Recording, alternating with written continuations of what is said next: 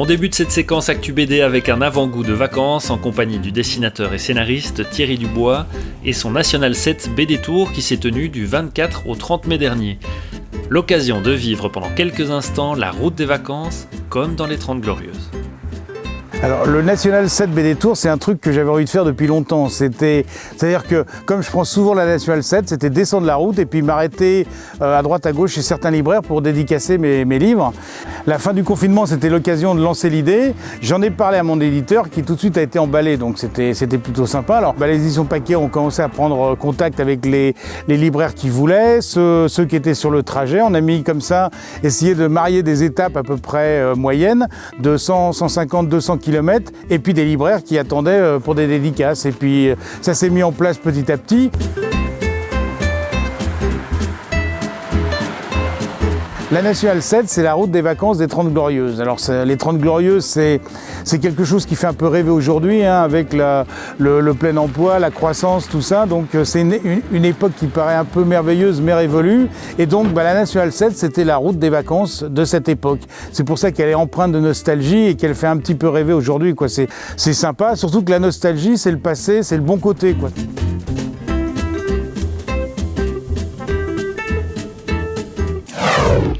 On quitte le macadam pour se laisser flotter sur des notes de jazz avec le 40e anniversaire de Jazz à Vienne. Du 10 juin au 11 juillet, la ville de Saint-Romain en Galles accueille au sein de son musée une exposition exceptionnelle, 40 bulles de jazz. Un projet composé d'œuvres originales qui rassemble les travaux de près de 40 dessinateurs et dessinatrices, figures de proue de la bande dessinée contemporaine. Enki Bilal, Pénélope Bagieux, Blutch ou encore Art Spiegelman, chacun exprimant son amour de la musique. D'une expo à une autre, nous partons vers le château d'If, forteresse française édifiée sous les ordres de François Ier, prison bien connue d'Edmond Dantès, alias le comte de Monte Cristo, et située au large de Marseille. Ça, c'était pour la petite histoire.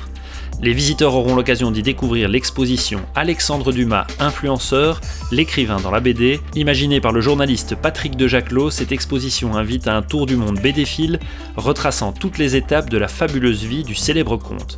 Le spectateur se déplace de surprise en surprise dans un lieu des plus emblématiques, à découvrir jusqu'au 7 novembre. Pour les collectionneurs, la galerie Comic Art Factory propose 1 millier de planches originales, avec en franco-belge Les aventures de Lady S par Philippe Aymon, des récits publiés dans Métal Hurlant signé Antonio Cossu, et les spectaculaires scènes d'action de Thomas Legrain pour The Regiment. Et pour les amateurs de comics, Gilbert Shelton et Will Eisner, deux maîtres du 9e art.